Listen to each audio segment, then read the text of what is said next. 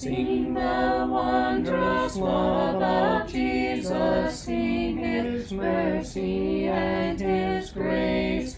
In the mansions bright and blessed, He'll prepare for us a place. When we all get to heaven, what a day of rejoicing that will be. When we all see Jesus, we'll sing and shout the victory. While we walk the pilgrim pathway, clouds will overspread the sky. But when traveling days are over, not a shadow, not a sign. When we all get to heaven, what a day of rejoicing that will be. All right, so we're starting this section on the law as it's being outlined here. Laws of justice, worship, faithfulness, all these things are included. A few other things fall within those broader categories, I think. But anyway, the place to start this study, and I'll make the observation to begin with. Okay, this is the Old Testament law, right? Are we bound by these commandments? So the commandments that we find in the Old Testament about sacrifices, do we have to observe those sacrifices? The commandments we find about the feast days, do we have to keep those feast days? Okay, this covenant has been completed. It's been fulfilled. Therefore, it doesn't have any force anymore. That was the work of Jesus. He did that to institute a new covenant. But having said that, is there something for us to learn from this?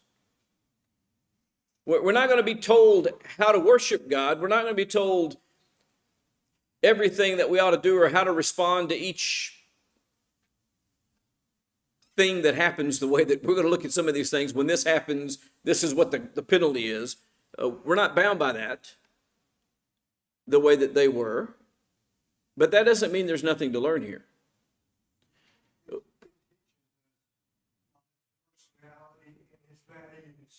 It teaches God's values. It teaches it highlights the nature of God. It allows us to know God. And everything that is here looking forward to what is going to be given through Christ. And eventually, when Christ came onto the scene, and he is asked about the greatest law, what's his response? And I'll go ahead and tell you one of the places that answer is found is in Matthew 22. Matthew 22, verses 36 through 40, there is this exchange. Teacher, which is the great commandment in the law? And what is Jesus' answer to that? You shall love the Lord your God with all your heart, with all your soul, and with all your mind. By the way, in the introduction, we already saw what that means, right? If you love the Lord your God with all your heart, soul, and mind, then what else is true? You keep his commandments. By the way, this is the definition of what it means for love to be perfected. For you to love God with all of your heart, with all of your soul, and with all your mind.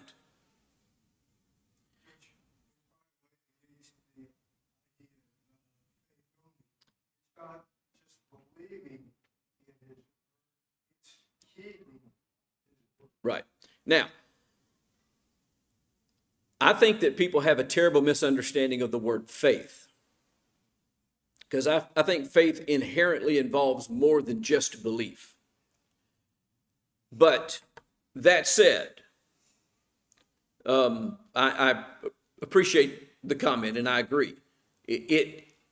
You don't love God if you don't obey. It's just that simple. Saying I love God is no more loving God than saying you love your wife is loving your wife if you beat her or abuse her or ignore her or abandon her or cheat on her or any of the other things that people do in the world while they're saying the whole time, oh, I love you, I love you. Does anyone believe that a man who treats his wife that way really loves his wife? He's saying it the whole time. I mean, after he smacks her across the face, he goes over and picks her up off the ground and says, I love you.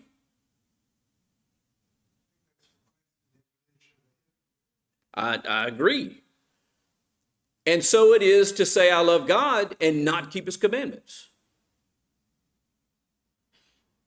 And so that's inherent in that statement.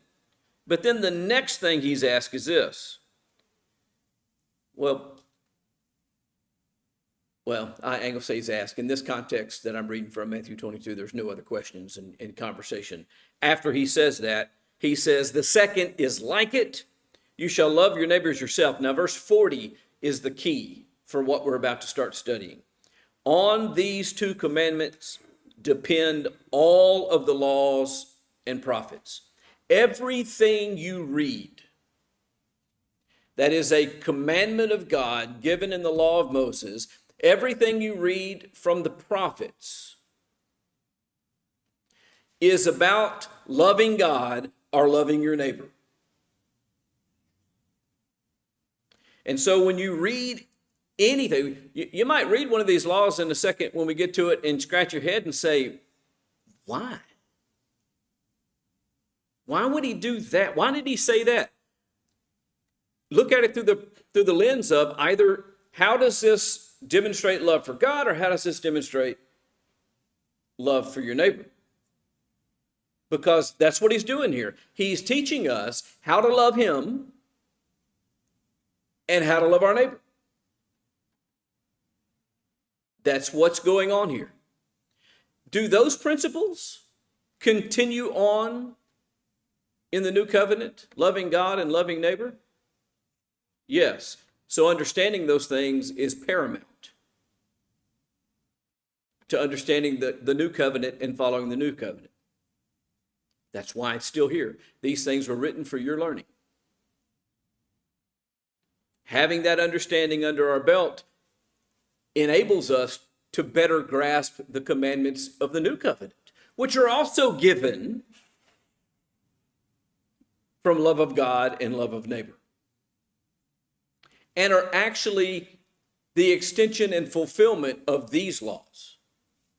You'll remember when he taught about adultery, for instance, he said, you've read that it's wrong to commit adultery, but I say to you not to even look at a woman to lust after her. If you're doing that, you've committed adultery in your heart. You haven't actually physically engaged in adultery, but the sin is still there. The idea that you've transgressed the love that you should have for people is happening just in the impure thought, which is what he's teaching, that it's not just a legalistic standard of not doing the action, but it's controlling the heart and mind and not having the thought either. So it's not enough to not kill your neighbor. You have to also do what? Love your neighbor, not hate your neighbor. What if your neighbor proves to be an enemy? You got to love him anyway. You love your enemy just like you love your friends, because of the principle of love your neighbor as yourself. And so let's just open up in Exodus 21. These are the ordinances which you are to set before them. So we have Moses here being told, you're going to teach. You're going to set these ordinances before the people. What is an ordinance? It's just a law. That's what we call local laws. We have city ordinances. It's just local regulations, local laws. If you buy a Hebrew slave, he shall serve for 6 years, but on the seventh he shall go out as a free man without payment. Now, without getting into and there's more about slave ownership in this section, we're going to read it all, but without getting into too much detail, there's more description in other places about slavery law.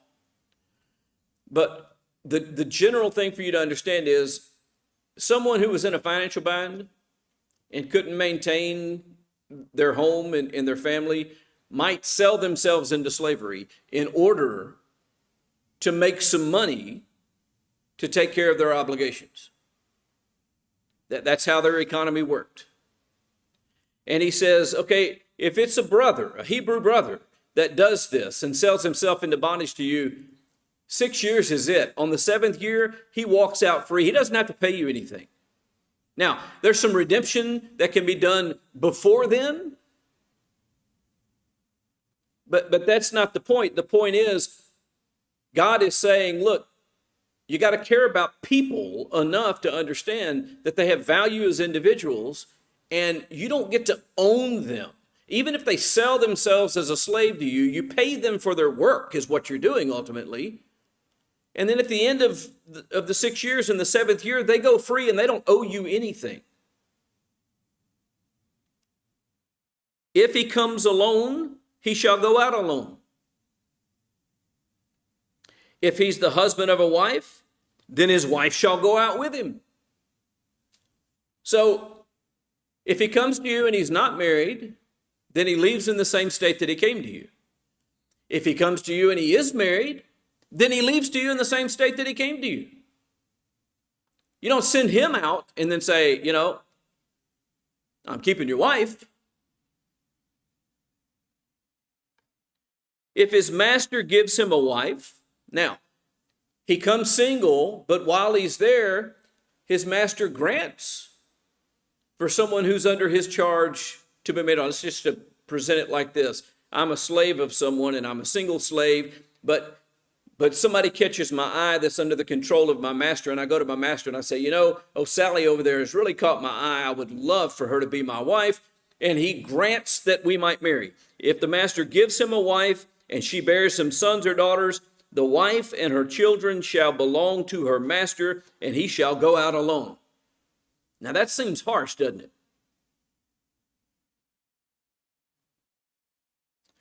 But what has he said to begin with? If he came to you alone, then he shall leave alone. Now, does this mean that he can't leave with his wife and children? And the answer is no, it doesn't mean that. It means that there's some cost that would be appropriate in that case. You didn't come bringing your wife and children, so you got to pay for the loss to the master. What this does is it creates justness on both sides of the equation. The master in the second case is another servant, let's say it is, that has married this man. Now his freedom has come up. Her freedom isn't there yet. He doesn't just lose both servants because one of them becomes free. There's a debt owed for the one that's not free yet. And if that's not honored, then there has to be a redemption that's paid. Again, those laws come later. That's not the point of what's being said here. The point of what's being said here is you got to understand the slave is not to be abused, but neither is the master. If the slave plainly says, I love my master, my wife and my children, I will not go out as a free man, then his master shall bring him to God. He shall bring him to the door of the doorpost, and his master shall pierce his ear with an awl, and he shall serve him permanently.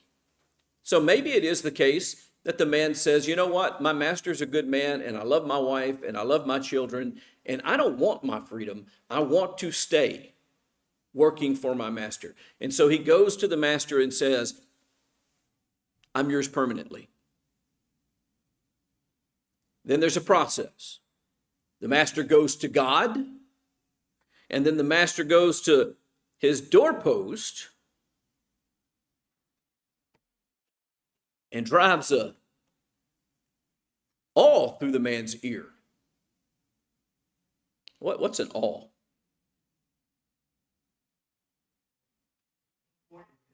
It, it's a tool.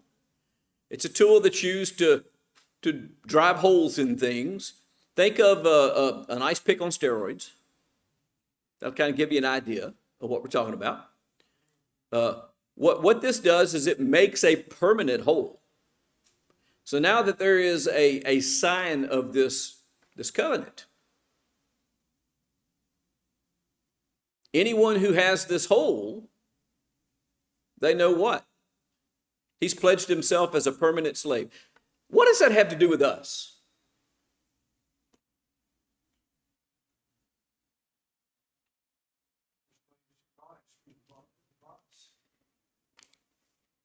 There's a hymn. It was written by Matt Basford. I got to try to make it big enough where I can read. Oh, just shut down. It's really tiny on this screen, so I'm going to have to pull it up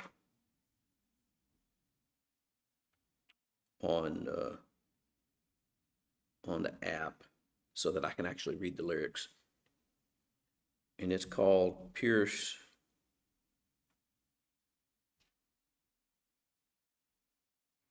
Let's do it this way.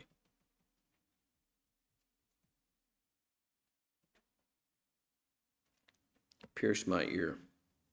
Pierce my ear, O Lord my God. Take me to your door this day. I will serve no other God, O Lord. I'm here to stay. For love, ever bound by love. You have paid the price for me. With your blood you ransom me. I will serve you eternally. A free man I'll never be. Pierce my ear and pierce my heart. Claim me for your house above. Yours and never to depart, forever bound by love. Now, did you notice that that's where it started? If the slave plainly says, I love my master. I love my master. I will not go out as a free man. This is a shadow of us becoming slaves of Christ. We're no longer in bondage to sin, but that doesn't mean that we're not still slaves of righteousness. And we can choose to not leave the house. We can choose to stay with the master and to love the master and to keep our families and to never leave. Never have our freedom. And that's one of the problems that a lot of people have with Christianity is they feel like it is restrictive and they want their freedom. Well, you can choose to leave.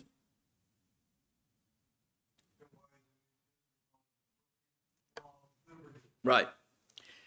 But when you choose to leave, what else do you choose to leave?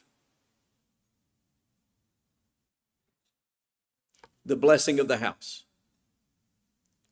The protection of the master, the care of the master, the provision of the master. And so he's teaching them through these relationships, not just about how to treat your neighbor, although that's part of it, but also about how we relate to him.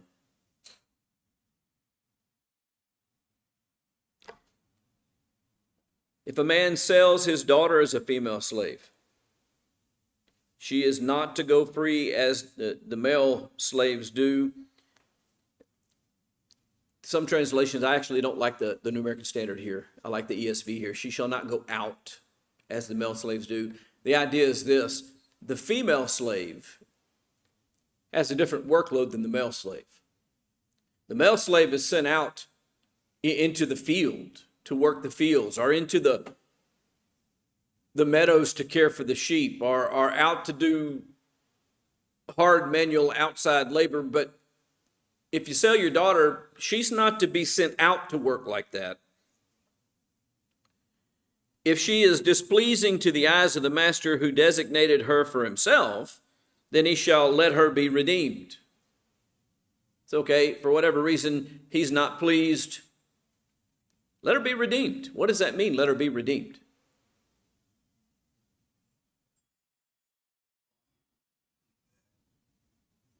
What is a redemption? Okay, it is a buyback. So let someone read it. There's some famous incidences of redemption in the Bible. Ruth is one of them. Ruth was redeemed by Boaz. Who else is redeemed? We sing about it sometimes. I am redeemed. I'm redeemed by Christ. Again, we're learning about not just the relationship with other people, but the relationship with God. And what this is doing, and as we go through this, what I hope we're starting to see, is that those two great commandments, you shall love the Lord your God with all your heart, soul, and mind, and you shall love your neighbors yourself, they're tied together. They're a matched pair. You don't have one without the other. If you love God with all your heart, soul, and mind, what will you do? Love your neighbors yourself. Go back to 1 John, and you get that lesson as well. How can you say you love God whom you have not seen, and you don't love your brother whom you have? They're a match set. To understand our relationship with one another is to understand all mankind's relationship to God. Why don't I kill my neighbor? Because he's created in the image of God. After the flood, that's exactly what Noah is told. Animals are given to you for food, and you can kill them and eat them. But don't take the life of a human. If anyone takes the life of a human without cause, then he's to die as well. Because in the image of God, he made man. There has to be a measure of respect that we have for human life. And that measure of inherent respect that we give to human life is in fact showing respect to God, because we are made in the image of God. Let her be redeemed. He does not have authority to sell her to a foreign people because of his unfairness to her. You have regulations that says, you know what, just because you're not happy, you can't sell her to these foreign people. Are these foreign people going to live by God's commands in terms of how to treat your servants? To let them go after the 6th year? To provide for them? To care for them the way that God requires it to? Are they going to? No, they're not going to do that. They're not bound by the covenant that God made with Israel. For most of them, they're not even bound by any recognition of God, because what do? For most of the foreigners around there, who did they worship? An idol. They made their own laws. If he designates it, so just because you bought this person from her father doesn't mean you have all authority over her. You have no authority to sell her to anyone else. If you're not satisfied, you need to let her father have the right to buy her back. And if the father can't buy her back, then somebody in the family. And we'll see again that later on as the law develops and is given. The right of redemption extends down through the family. If he designates her for his son, he shall deal with her according to the custom of daughters. If he takes to himself another woman, he may not reduce her food, her clothing, or her conjugal rights. And we've talked about this one a few weeks back in a sermon as an example of, okay, we've got now a marriage that's taken place, but I'm displeased. And how do I deal with this situation? Well, you deal with her like you would a daughter. You don't deal with her like you would a slave now. You've given this daughter to your son as a wife. And so if he takes another wife, which happened, not necessarily saying that God was pleased with that happening, but it happened, he can't reduce anything in terms of her sustenance or care. You can't reduce her food, her clothing, or her conjugal rights. You have to continue to give her all of the respect, honor, and privileges of a wife. And if he will not do these three things, then she shall go out for nothing without payment or money. If he is not willing to meet his obligation to her, she is now free of any obligation. This is God regulating circumstances so everyone is treated justly and fairly. Even when there's some inequity and stuff in the beginning of the relationship. If you're going to take her as a wife, then you treat her as a wife and you look at her as a wife. And if you refuse to do that, then she's under no obligation. She can just leave. She doesn't owe you anything at all. That is a protection on the weaker of the two. What is the number one commandment that's built off of you shall love your neighbor as yourself?